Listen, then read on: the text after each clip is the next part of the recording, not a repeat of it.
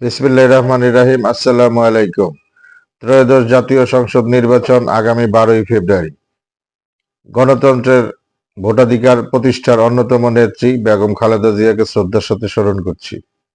আরও স্মরণ করছি শহীদ রাষ্ট্রপতি জিয়াউর রহমানকে, যিনি বাংলাদেশের স্বাধীনতার নেতৃত্ব দিয়েছেন।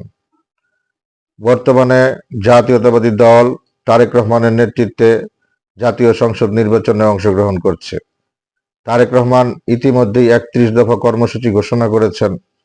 সেই 31 দফা কর্মসূচিতে মত প্রকাশের স্বাধীনতা, আইনের শাসন, বিচার বিভাগের স্বাধীনতা, সংবাদপত্রের স্বাধীনতা সহ বাংলাদেশে গণতন্ত্র চর্চার এক মুক্তি সনদ হিসেবে বিবেচিত হবে। আপনারা সকলে 12ই ফেব্রুয়ারিতে ধানের শীষে ভোট দিয়ে ধানের শীষকে বিজয়ী করুন। দেখা হবে বিজয়ে, ইনশাল্লাহ।